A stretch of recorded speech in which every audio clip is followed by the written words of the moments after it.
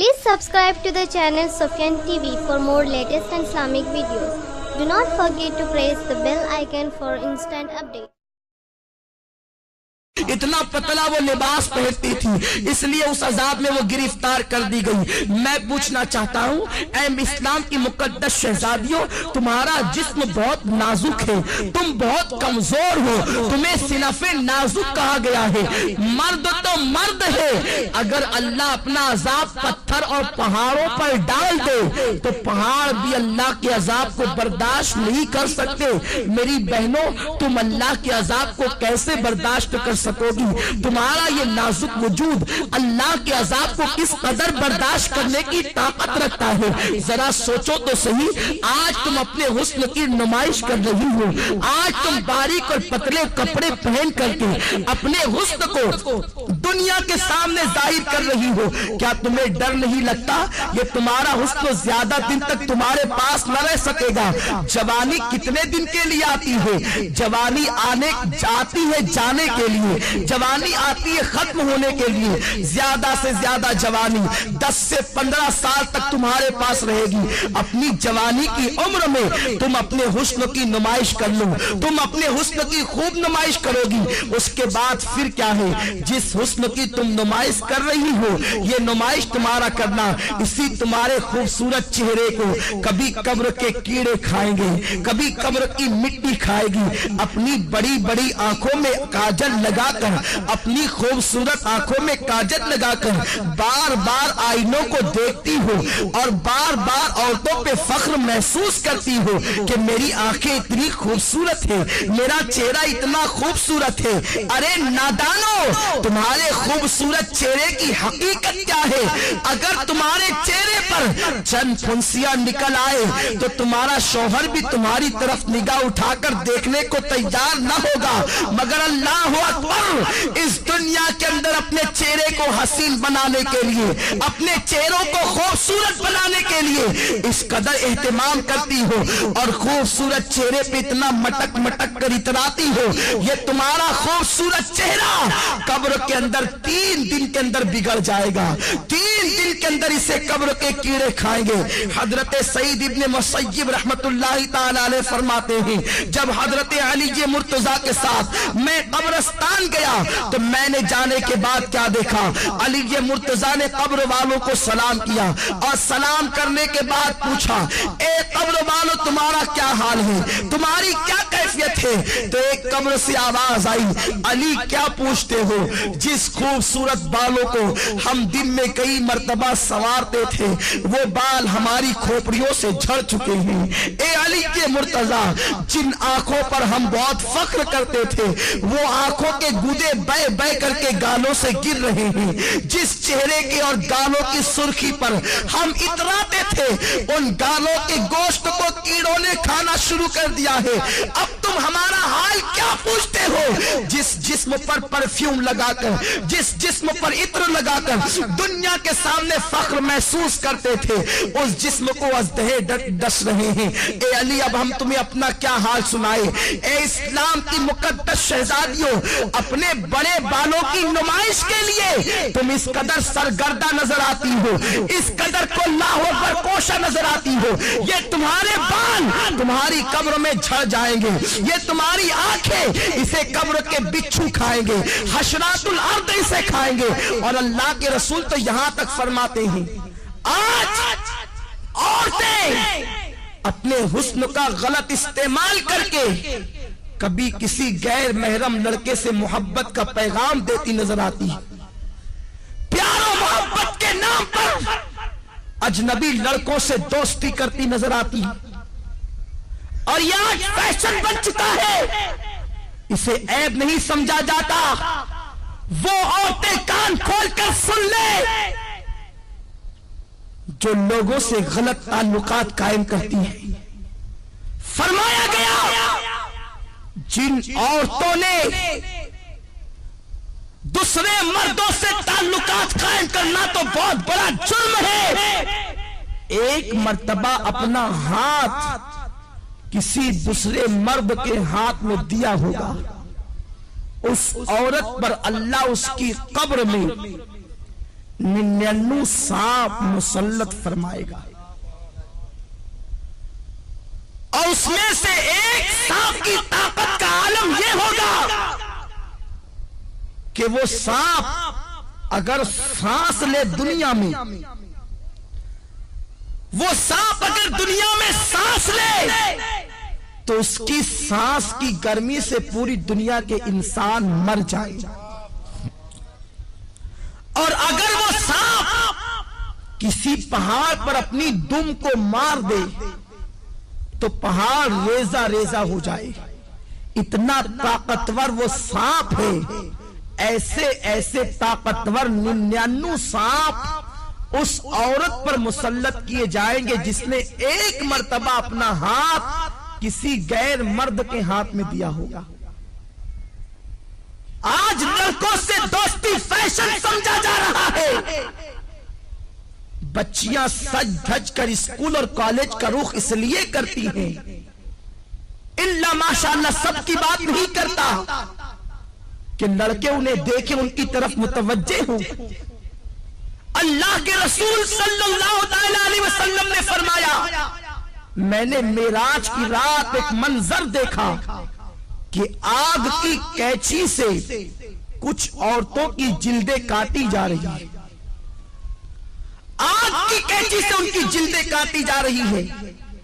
जो खवातीन ऑपरेशन को जानती है और जिनका ऑपरेशन किसी मकाम पर यह कहा हुआ है या उन्होंने ऑपरेशन की दास्तान को सुना होगा तो उन्हें मालूम होगा कि जब किसी की जिल्द डॉक्टर काटता है तो पहले उसे बेहोश करता है, फिर बड़ी नजाकत के साथ हल्के हल्के अंदाज से काटता है, फिर जब होश आता है तो इंसान कितना तड़पता है, कितना बेचैन होता है, कितना बेकरार होता है। बहुत एहतियात के साथ अगर बेहोश करके इंसान की जिल्द काटी जाए तो इंसान इतना तड़पता है। मेरी बहनों जरा सोचो तो सही कि आग की कैंची से कुछ औरतों की जिल्दें काटी जा रही थी। गैबदा रसूल सल्लल्लाहु अलैहि वसल्लम ने फरमाया, मैं वो मंजर देखकर बेकरार हो गया। मैंने पूछा, जिब्रील ये कौन औरतें हैं और इन पर ये अजाब क्यों है? तो जिब्रील ने कहा, या रसूल अल्लाह, ये आपकी उम्मत की वो औरतें हैं जो इसलिए बन संवर के घर से निकलती थी कि मर्द इनकी तरफ रागिब हो और इनकी तरफ देखे, इसलिए इन्हें इस अजाब में मुब्तला किया गया। ऐ इस्लाम की मुकद्दस शहजादियों, तुम मगरबी तहजीब और फैशन पर अमल करने के बाद बहुत ज्यादा कामयाब नहीं हो सकती, बहुत ज्यादा कामरान नहीं हो सकती। और सुनो, ये दुनिया ऐसी बदतरीन जगह है, ये दुनिया ऐसा बदतरीन मकाम है, यहां कोई किसी का नहीं। जब तक तुम्हारी जवानी तुम्हारे पास है, हर आने वाला तुम्हारे करीब आने की सोचेगा।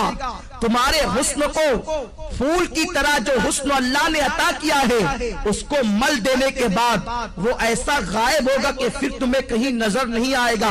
आजकल ये बातें भी सुनने में आ रही है कि ये चीज भी फैशन बनती जा रही है कि एक औरत शौहर के होने के बावजूद दूसरों की तरफ निगाह करती है, या दूसरों के बहलाने फुसलाने पर, कभी जेवर के लालच देने पर, कभी दौलत की लालच देने पर, कभी कारों में और बाइक पर घूमने की लालच देने पर औरतें फिसल जाती है। दरअसल गलती औरतों की नहीं है, इसलिए कि ये बेचारी नाकिसुल अक्ल है, बहुत जल्दी किसी के फंदे में आ जाती है, बहुत जल्दी कोई इन्हें इस्तेमाल कर जाता है, बहुत जल्दी कोई इन्हें यूज कर लेता है। मगर मेरी बहनों, मेरी बात का बुरा न मानना, मैं तुम्हारे नबी का नवासा और तुम्हारा छोटा सा भाई हूँ। मैं तुम्हारी खैरखाई के लिए ये बातें अर्ज कर रहा हूँ, वरना औरतें ये ना कहें कि मिंबर पर बैठकर हमसे ये क्या बातें कही जा रही है। मैं ये नहीं कहता कि इज्तिमा में आने वाली सारी औरतें बुरी हैं, मैं ये बातें सिर्फ इसलिए कह रहा हूँ कि जो बुरी औरतें हैं तुम जाकर के उन औरतों को ये बातें बताओ ताकि वो इस्तेमाल होने से बच जाएं, ताकि वो गलत कामों से बच जाएं। मेरी बहनों, मैं तुमसे पूछना चाहता हूँ, तुम्हारे पास जवानी ज्यादा दिन तक रहने वाली नहीं है, 10 से 15 साल तक तुम्हारी जवानी तुम्हारे पास रहेगी। और सुनो, अल्लाह के रसूल सल्लल्लाहु अलैहि वसल्लम ने फरमाया, फरमाया औरतों का सबसे बड़ा जेवर औरत की शर्म और हया है। जो औरत जितनी बाहया है वो औरत उतनी ज्यादा मुअज़्ज़ज़ है, वो औरत उतनी ज्यादा मुकर्रम है। सुनो, अगर तुम्हारा शौहर गरीब है, अगर तुम्हारा शौहर बहुत ज्यादा नादार और मुफलिस है, तब भी उसी शौहर के साथ वफादारी करो, उसके साथ गद्दारी मत करो। अगर कोई इंसान कितना ही जेवर का लालच दे, कितनी दौलत का लालच दे, कितने ही कारों में बाइक पे घूमने फिरने का लालच दे, कभी किसी की तरफ निगाह उठाकर न देखना। इसलिए कि अगर दुनिया के अंदर किसी के जेवर के लालच में फंसकर, अगर किसी दुनियादार इंसान की लालच में आकर तुम अपनी आबरू का सौदा कर बैठोगी, तुम अपनी इज्जत का सौदा कर बैठोगी, सब कुछ चला जाएगा, दुनिया में इज्जत भी चली जाएगी और आखिरत में तुम जहन्नम का ईंधन बनोगी। और अगर तुमने अपनी इज्जत को संभाल कर रखा, अपनी हया को संभाल कर रखा और गरीब शौहर के साथ तुमने वफादारी के साथ अपने शौहर के साथ वफादारी की, तो नबी का फरमान सुनो, मेरे आका फरमाते हैं जो औरत अपने गरीब शौहर के साथ वफादारी के साथ रहती है, अपनी आबरू का सौदा नहीं करती, ऐसी औरत को अल्लाह मेरी बेटी फातिमा के साथ बगैर हिसाब किताब जन्नत में दाखिल फरमाएगा। अब अगर तुम बगैर हिसाब किताब जन्नत में दाखिल होना चाहती हो सैयदा फातिमा के साथ, तो अपनी आबरू का सौदा न करना, किसी के लालच देने में न आना। ये जेवर क्या हैसियत रखते हैं, जेवरों की क्या हैसियत है, सोने चांदी की क्या हैसियत है, अच्छे लिबास की क्या हैसियत है, कारों की क्या हैसियत है, दुनियावी सवारियों की क्या हैसियत है। जब तुम्हारी मौत आएगी तो सुन लो, बुढ़ापे में मरना जरूरी नहीं है, जवानी में भी तुम्हें मौत आ सकती है। अल्लाह अकबर, जब तुम्हें मौत आएगी, अगर तुमने अपनी हया को बेचकर जेवरात हासिल किए होंगे, यही जेवरात तुम्हारे बदन से निकाल लिए जाएंगे। अच्छे अच्छे लिबास तुमने जो जमा किए होंगे वो लिबास भी तुमसे छीन लिया जाएगा और तुम्हें क्या पहनाया जाएगा, सादा सा सिंपल सा 2 गज सफेद कपड़ा जिसे दुनिया कफन कहती है, वो कफन तुम्हारे बदन से लपेटा जाएगा। काफूर की वो गमगीन खुशबू तुम्हारे बदन से लगाई जाएगी। तुम्हारी सहेलियां आज जो तुमसे कहती है चल इस गुर्बत में क्या रखा है, इस गुर्बत में क्या रखा है, चल चल कर ऐश की जिंदगी गुजार, याद रखना उन जालिमों की बात कभी मत सुनना। ऐ सैयदा फातिमा की कनीजाओं, नबी ने अपनी बेटी का निकाह किसी करोड़पति के साथ नहीं किया था, नबी ने अपनी बेटी का निकाह ऐसे अली के साथ किया था जिसके पास घर भी रहने को मौजूद न था। हजरत अली के में से मेरे आका कहते हैं, अली मैं फातिमा के साथ तुम्हारा निकाह करना चाहता हूँ। अली ऐसे थे, उस वक्त तो उनके पास महर देने के लिए पैसे भी न थे, कपड़े पहनाने के लिए पैसे भी न थे। अर्ज करते हैं या रसूल अल्लाह, न महर देने के पास मेरे पास पैसे हैं, न कपड़ा खरीदने के लिए मेरे पास पैसे हैं। हुजूर फरमाते हैं मेरी जीरा लेकर के जाओ, उसे बाजार में बेच दो और कपड़े खरीद करके लाओ और फातिमा का महर अदा करो। मैं पूछना चाहता हूँ, नबी चाहते तो अपनी बेटी का निकाह किसी दौलतमंद के साथ कर देते। बड़े बड़े दौलतमंद मेरे सरकार की बेटी का हाथ मांगने के लिए आए थे, मगर नबी जानते थे अगर मैंने अपनी बेटी का निकाह किसी दौलतमंद के साथ कर दिया तो मेरी उम्मत की बेटियों का क्या होगा, मेरी उम्मत की बेटियां जिंदगी कैसे गुजारेगी। नबी ने अपनी बेटी का निकाह एक गरीब अली के साथ करके दुनिया को बता दिया कि गरीब शौहर के साथ ईमानदारी और वफादारी के साथ अपनी जिंदगी को गुजार देना ये नबी की बेटी फातिमा की सुन्नत है, तमाम जन्नती औरतों की सरदार की सुन्नत है। मेरे आका अलैहिस्सलात व तस्लीम की कनीजाओं, सैयदा फातिमा इतने गरीब ही के आलम में अपनी जिंदगी को गुजारती थी कि अपने हाथों से चक्की खुद पीसती थी, चक्की पीसने से हाथों में छाले पड़ गए थे, مشکیزہ بدن پر رکھ کر کے پیٹھ پر لاد کر مشکیزے سے پانی لاتی. نبی کی شہزادی کے پیٹھ پر اس مشکیزے کے کالے کالے نشان پڑ گئے تھے. میری بہنوں تم بھی تو اچھا لباس پہنتی ہو. نبی کی بیٹی تو 72 پیون لگی ہوئی ایک چادر اوڑھتی تھی اور ایک چادر کے علاوہ نبی کی بیٹی کے پاس دوسری کوئی چادر موجود نہ تھی. تم تو 3 مرتبہ پیٹ بھر کر کے کھانا کھاتی ہو. نبی کی بیٹی تو 3 دن تک کے فاقے کرتی تھی. کیا نبی کی بیٹی کی زندگی تمہارے لیے نمونہ نہیں ہے؟ کیا نبی کی بیٹی کی زندگی تمہارے لیے اسوہ حسنہ نہیں ہے؟ ذرا سوچو تو صحیح. تم 3 مرتبہ پیٹ بھر کے کھا کے اللہ اور رسول سے بے وفائی کرتی ہو اور وہ 3 دن فاقہ کر کے اتنی نماز کی پابند تھی کہ 5 وقت کی نماز بھی پڑھتی, تہجد بھی پڑھتی, اور جب نفل نماز پڑھتی تو ایک سجدے کے اندر پوری رات گزر جاتی اور سبحان ربی الاعلیٰ کا ترانہ گنگناتی.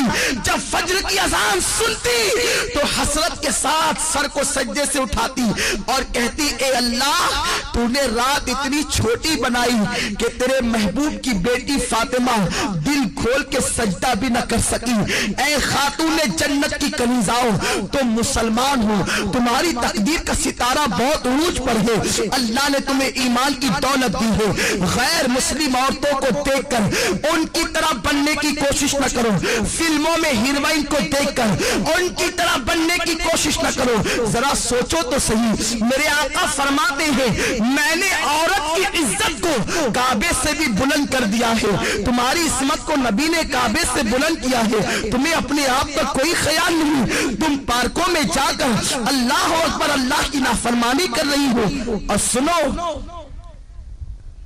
کوئی کہیں بھی جائے سب کی نگاہ سے تو چھپ کر تم گناہ کر سکتے ہو, اللہ کی نگاہ سے تم کبھی نہیں چھپ سکتے.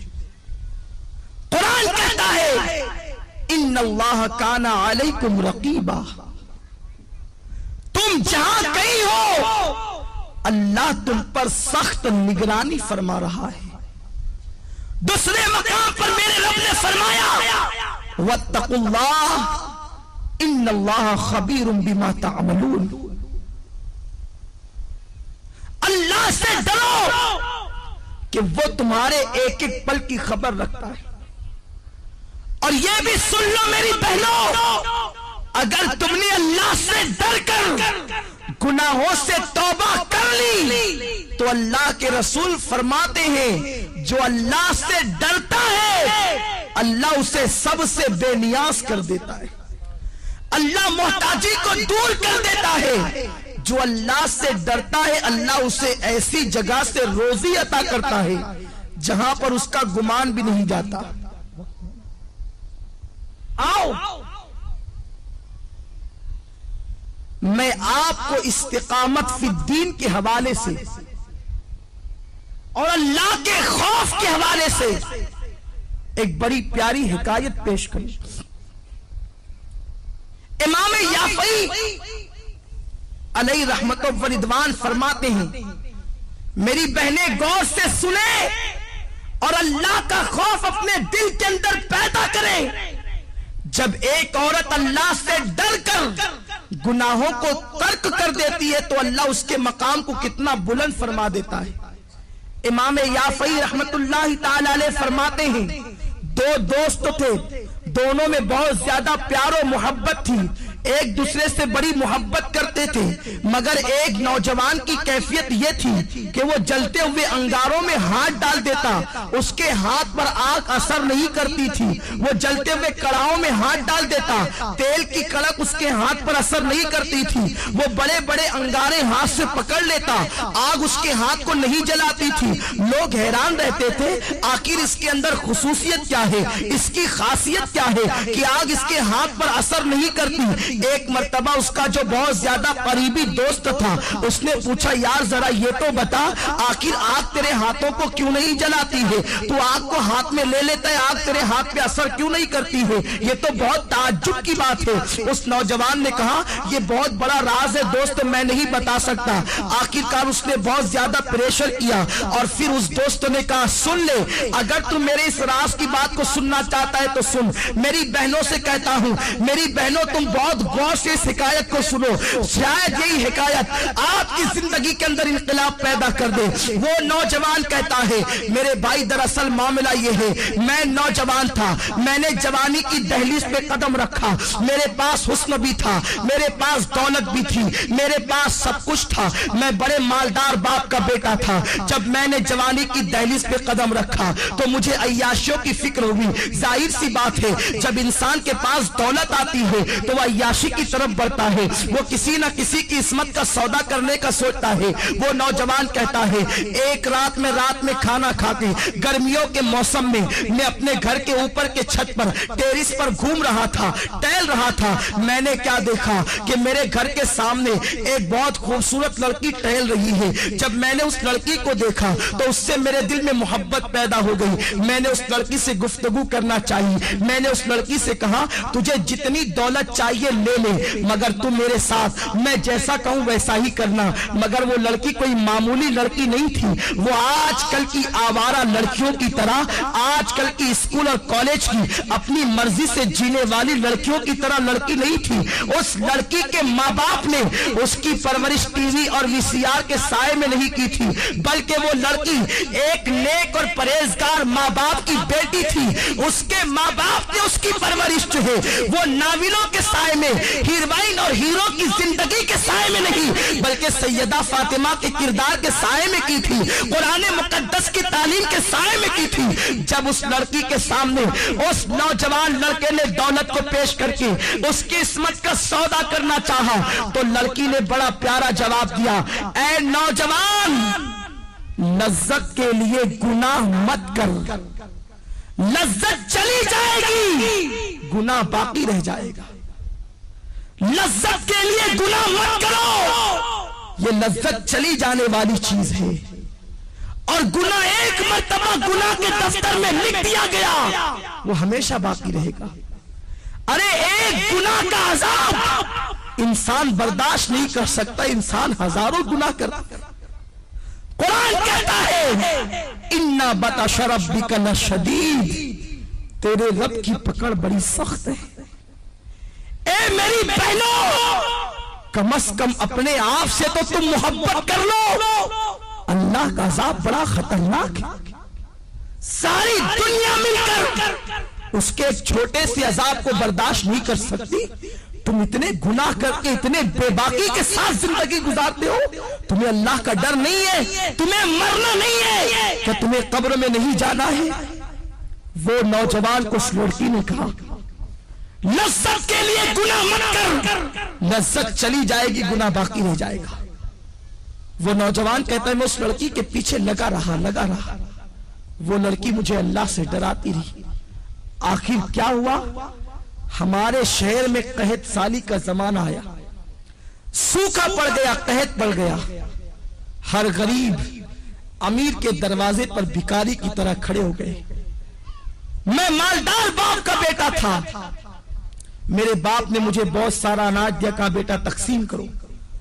میں اناج تقسیم کر رہا تھا کہ میرے دروازے پہ وہ لڑکی بھی چلی آئی۔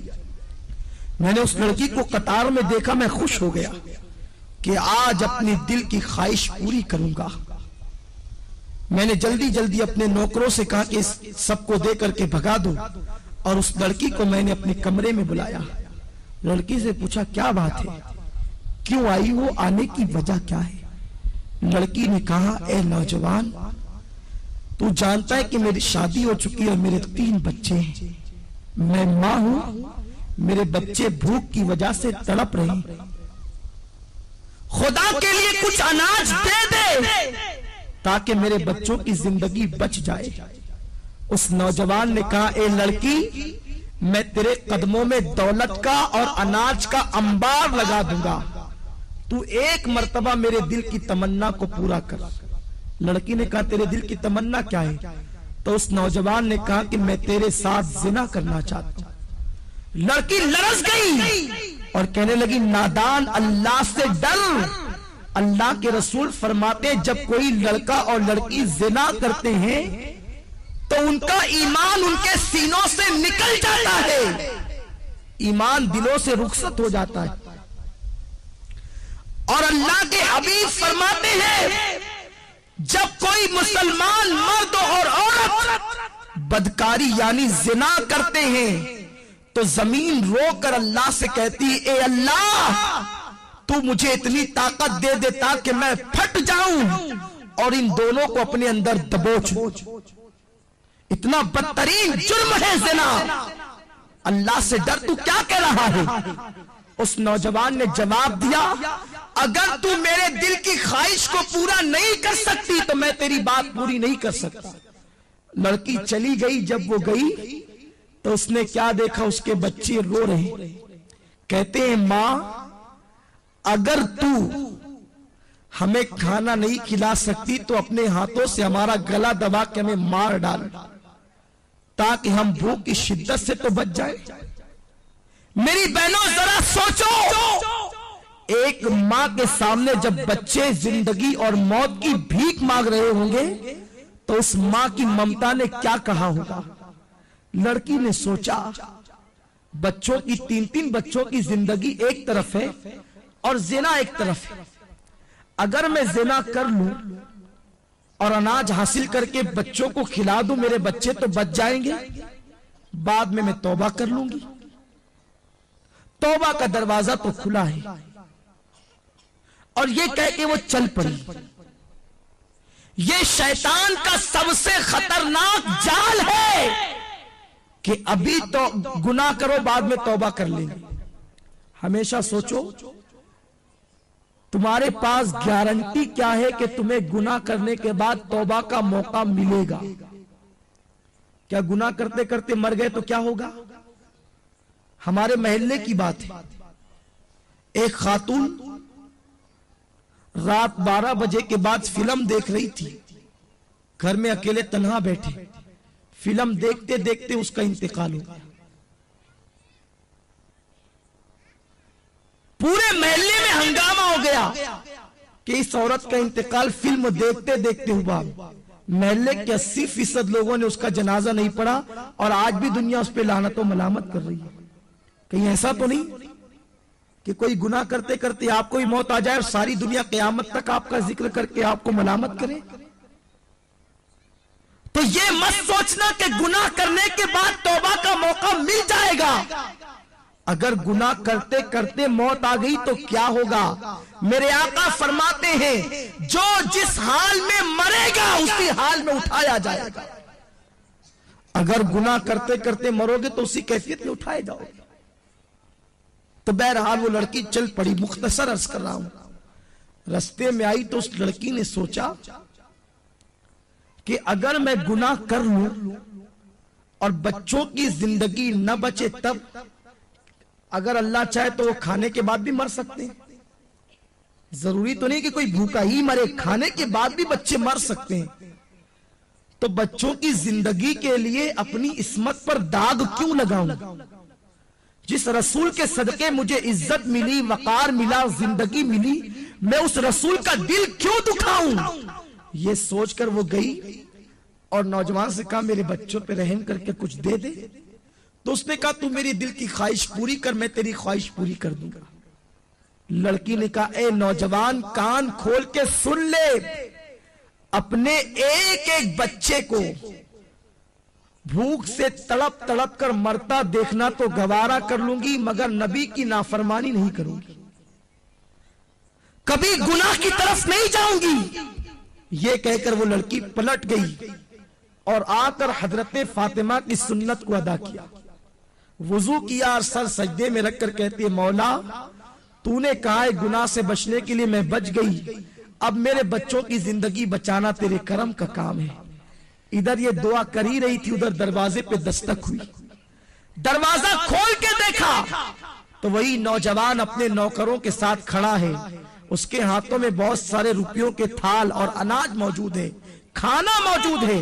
لڑکی نے کہا کیا بات ہے، کیوں آئے ہو؟ اس نوجوان نے کہا اے عورت، تو غریب بھوکی پیاسی ہو کر اللہ سے اتنا ڈرتی ہے تو مجھے مالدار ہو کر اللہ سے کتنا ڈرنا چاہیے۔ میرا دل تیرے تقوی اور پرہیزگاری کی وجہ سے بدل گیا، آج کے بعد میں تجھے اپنی بہن مانتا ہوں، سارے ناپاک ارادوں سے میں نے توبہ کر لی، یہ لے میری طرف سے تحفہ قبول فرما اور اپنے بچوں کو کھلا دے۔ اس لڑکی نے کہا رک جا، پھر سجدہ کیا اور کہتی ہے اے اللہ، یہ نوجوان اگر اپنے قول میں سچا ہے، یہ اگر صحیح کہتا ہے تو یہ تیری بندی تیری بارگاہ میں دعا کرتی ہے کہ تو اس پر دنیا کی آگ بھی حرام کر دے اور جہنم کی آگ بھی حرام کر دے۔ وہ نوجوان کہتا ہے وہ اللہ سے ڈرنے والی بندی کی دعا کا اثر ہے کہ جیسے میں آگ میں ہاتھ ڈال دیتا ہوں تو آگ میرے ہاتھوں پر اثر نہیں کرتی، اس کی دعا میں اتنی تاثیر کہ اس نے مجھے دعا دے دی تو میں دنیا کی آگ کو پکڑتا ہوں تو آگ میرے ہاتھوں پر اثر نہیں کرتی۔ مجھے امید ہے کہ جہنم کی آگ بھی میرے جسم پہ اثر نہیں کرے گی۔ میری بہنوں ذرا سوچو تو صحیح، اگر ایک عورت گناہ سے بچے، ایک عورت اگر برائی سے بچے تو اس کی دعا میں اتنی تاثیر پیدا ہو جائے کہ اگر وہ کسی کے لیے دعا کر دے کہ تیرے ہاتھ پر دنیا کی آگ اثر نہ کرے تو دنیا کی آگ اسے جلا نہیں سکتی، تو خود اس بندی کے وجود کا عالم کیا ہوگا، خود اس بندی کی شان و شوکت کا عالم کیا ہوگا۔ تو میری بہنوں تم اپنے مقام کو پہچانو، تم نبی کی امتی ہو، تم سرکار کی کنیز ہو، تم سیدہ فاطمہ کے نقش قدم پر چلنے کے لیے پیدا کی گئی ہو۔ اپنی عصمت و آبرو کو سمجھو اور اپنی آبرو کا سودا نہ کرو۔ اور چلتے چلتے آخری بات بتا دوں، اگر کوئی میری بہن غلطی سے کوئی گناہ کر چکی ہے تو وہ پریشان نہ ہو، آج بھی توبہ کا دروازہ کھلا ہوا ہے، صدق دل سے توبہ کر لو۔ ابھی تھوڑی دیر کے بعد یہاں پر دعا ہوگی، ذکر ہوگا، اس میں چند آنسو بہا کے توبہ کر لو، اللہ تمہاری توبہ کو قبول فرما لے گا۔ میرے آقا فرماتے ہیں التائب من الذنب کمن لا ذنب لہ، کہ گناہ سے توبہ کرنے والا ایسا ہے جیسے اس نے گناہ کیا ہی نہیں۔ اور اللہ فرماتا ہے واللہ یحب التوابین، کہ بے شک اللہ تبارک و تعالی توبہ کرنے والوں کو اپنا محبوب بنا لیتا ہے۔ ان اللہ یحب التوابین، بے شک اللہ توبہ کرنے والوں کو اپنا محبوب بنا لیتا ہے۔ تو میری بہنوں توبہ کر لو، توبہ کا دروازہ اب بھی کھلا ہے۔ اگر فلمیں دیکھ کر یا ڈرامے دیکھ کر یا پارکوں میں جا کر یا کہیں پر کوئی خطا ہو گئی ہو تو آج صدق دل سے توبہ کر لو، انشاءاللہ اللہ تمہاری توبہ کو قبول فرمائے گا۔ آئیے اس سلسلے میں ایک بات میں تمہارے سامنے اور پیش کر دوں کہ توبہ اللہ اپنے بندوں کی قبول کرتا ہے، مگر توبہ نام کس چیز کا ہے؟ کانوں کو پکڑنے کا نام توبہ نہیں، گالوں کو پیٹنے کا نام توبہ نہیں، توبہ کہتے اسے ہیں ایک مرتبہ اپنے اللہ سے دل ہی دل میں عہد کر لیا کہ مولا اب میں کبھی گناہ نہیں کروں گی، دوبارہ آندھی آئے طوفان آئے قیامت آ جائے مگر تم دوبارہ اس گناہ کی طرف نہ جاؤ، اسی کا نام سچی توبہ ہے۔ اور سچی توبہ کرنے والوں کا مقام بہت بلند ہو جاتا ہے، اس کا مرتبہ بہت بڑا ہو جاتا ہے۔ آج میں آپ کو بتاؤں، حضرت ذوالنون مصری علیہ رحمت و رضوان کے دربار میں ایک کچھ محلے کے لوگ آئے اور آنے کے بعد کہتے ہیں اے ذوالنون مصری، ہمارے محلے کے اندر ایک رقاصہ آئی ہے، ایک ناچنے والی آئی ہے، ایک ڈانس کرنے کے لیے آئی ہے، اور نوجوان جاتے ہیں اور رات بھر اس کے ساتھ بدکاری کرتے ہیں، اس طریقے سے وہ ماحول خراب کر رہی ہے، پورے محلے کا معاشرہ تباہ ہو رہا ہے۔ میری بہنوں ذرا غور سے سنو، اللہ کیسا کریم و رحیم ہے اللہ کیسا ستاروں غفار ہے. حضرت ذوالنون مصری اللہ کے ولی تھے. اللہ اکبر. جب ان کے دربار میں محلے کے لوگ آئے کہ محلے میں گناہ ہو رہا ہے, ایک عورت تباہی مچا رہی ہے, نوجوان کھچے کھچے اس کی طرف جا رہے ہیں, اسے محلے سے نکال دو. اللہ اکبر. مگر سنو, اگر کوئی گناہ کرے تو اسے محلے سے نکالنے کی کوشش نہ کرنا. گناہ کرنے والوں کو کبھی حقیر مت سمجھو. ہمیں گناہ سے نفرت کرنے کا حکم دیا گیا ہے, گنہگار سے نفرت کا حکم نہیں دیا گیا. ہمیں مرض سے نفرت کا حکم دیا گیا ہے, مریض سے نفرت کا حکم نہیں دیا گیا. گناہ مرض ہے, گناہگار مریض ہے. اگر تم مریض سے نفرت کرو گے تو گنہگاروں کا علاج کون کرے گا؟ میرے آقا نے تو بڑے بڑے گنہگاروں کو سینے سے لگایا. ہمیں کیا حق بنتا ہے کسی گنہگار کا گناہ اوپن کر کے اس کا مذاق اڑانے کا؟ تو میری بہنوں, اگر تمہارے محلے کے اندر کوئی عورت گناہ کرتی ہوئی پکڑی جائے یا کوئی عورت کسی کا گناہ تمہارے سامنے اوپن ہو جائے تو اس کی تشہیر مت کرنا, بلکہ اس کے قریب جا کر اس کی اصلاح کرنے کی کوشش کرنا, اسے گناہ سے روکنے کی کوشش کرنا. حضرت ذوالنون مصری کی بارگاہ میں محلے کے لوگ آ کر کہتے ہیں اس رقاصہ کو نکال دو. اس زمانے کے لوگ کتنے حساس تھے, کتنے متقی اور پرہیزگار تھے کہ ایک عورت گناہ کرنے کے لیے آئی تھی, پورا محلہ مخالفت کر رہا تھا. یہاں تو پورا محلہ کے محلہ گناہ کرتا ہے, کوئی مخالفت کرنے والا نہیں, کوئی منع کرنے والا نہیں.